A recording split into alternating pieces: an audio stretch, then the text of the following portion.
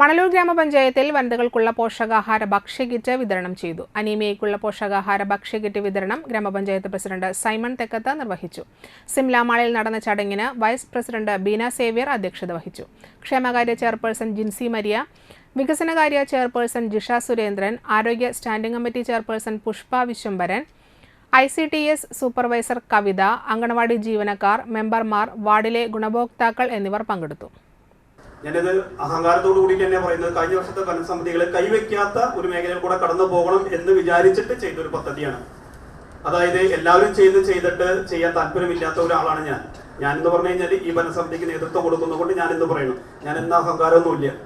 പക്ഷെ അതുകൊണ്ട് ചെയ്യാത്തത് ചെയ്യണം, അല്ലെങ്കിൽ കൈവയ്ക്കാത്തത് കൈവച്ചു പോകണം എന്ന് ചിന്തിച്ചുകൊണ്ട് സാധാരണ ഇപ്പൊ നിങ്ങൾക്ക് വന്നു കഴിഞ്ഞാൽ എന്ത് ചെയ്യും, അടക്കളത്തോട്ടത്ത് മറ്റേ ചെടികൾ വളർത്താൻ വേണ്ടി ചെടി കൊടുക്കും, അല്ലെങ്കിൽ എന്ത് ചെയ്യും, അല്ലെങ്കിൽ ചെടികൾക്ക് സ്ത്രീകൾക്കുള്ള അടക്കളത്തോട്ടം കൊടുക്കും, അങ്ങനെ കൊടുത്ത് അവസാനിപ്പിക്കും. പക്ഷേ ഇന്ന് നമ്മളുടെ നാട്ടില് പ്രത്യേകിച്ച് സ്ത്രീകൾ എന്ന് പറയുന്നത് അവരുടെ ജീവിത ശൈലികളിൽ കൊണ്ട് അവരുടെ ഒരു 18 അല്ലെങ്കിൽ 20-25 വയസ്സിനുള്ളിൽ ഒരു അമ്മയായി തീർന്നു കഴിഞ്ഞു കഴിഞ്ഞാല് അവർക്ക് ശരീരത്തിൽ ആവശ്യമായിട്ട് വേണ്ടി വരുന്ന പോഷക മൂല്യങ്ങളുടെ ഒരു കുറവ്, അതായത് പണ്ട് കാലത്തൊക്കെ എനിക്ക് തോന്നുന്നു, എന്റെ അമ്മയ്ക്കുള്ള കാലത്ത്, ഇപ്പൊ അമ്മ വെച്ച് 2 കൊല്ലമാണുള്ളൂ, ഞാൻ മഴക്കാലത്ത് ആവുമ്പോൾ എന്ത് ചെയ്യും, ഒന്നും പറ്റിയില്ലെങ്കിൽ ചോന്നരത്തേരെ അരക്കൂട്ട് കഷായം മേടിച്ചു കൊണ്ടുകൊടുക്കും. അരക്കൂട്ട് തന്നെ 7 ദിവസത്തേക്ക്. അപ്പൊ തൃശ്ശൂരിൽ നിന്ന് മേടിക്കുക, ഇമ്മട്ടിയുടെ കടയിൽ നിന്ന് മേടിച്ചു കഴിഞ്ഞാൽ എന്ത് കിട്ടും, ശരീരത്തിൽ ഒരു ബലം കിട്ടാൻ വേണ്ടിയിട്ട്. അത് ചുമ നെയ്യും കിട്ടില്ല, ചുമ വെറുതെ വെച്ച് കുടിക്കും.